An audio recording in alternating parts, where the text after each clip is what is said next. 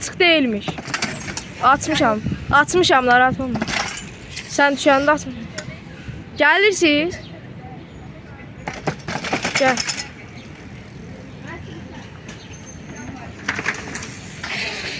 Gəl. Gəl bir dənə mənə çək. Getdi. Oradan da falan. Seviyorum. Atarıq sonra.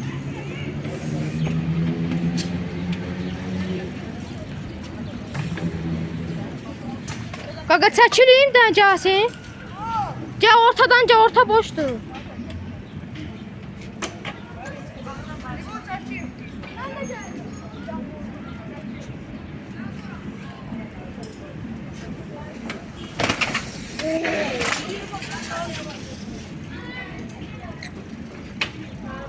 Ay, buradan da ye.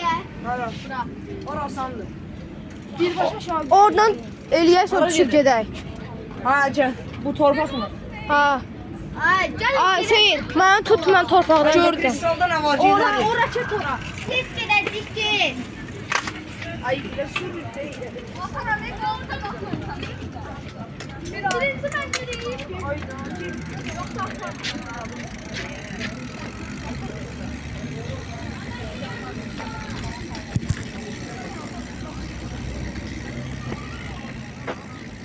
Buradan gəlirsə.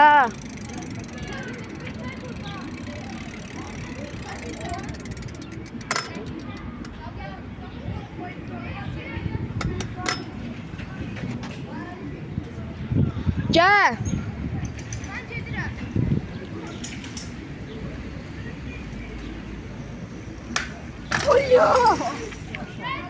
Gəl.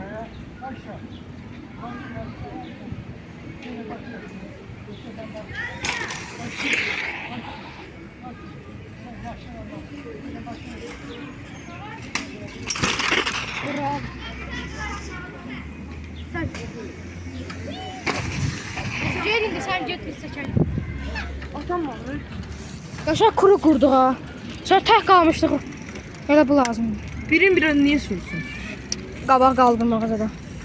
Birin bir tavada 4 çəkəndə qaldım oğlum. Çətin.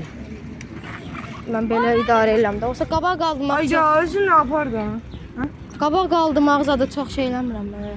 Anda drop piləkən. Şey bunlar piraşen içində. Burak uzun zor atır ya. Hardan almısan velosiped? Anardan. Onlar belə tormozla satır. Velosipedin üstündə vardı Thomas. Əvvəl şeylə satırdı. Şey daha bu tormozla.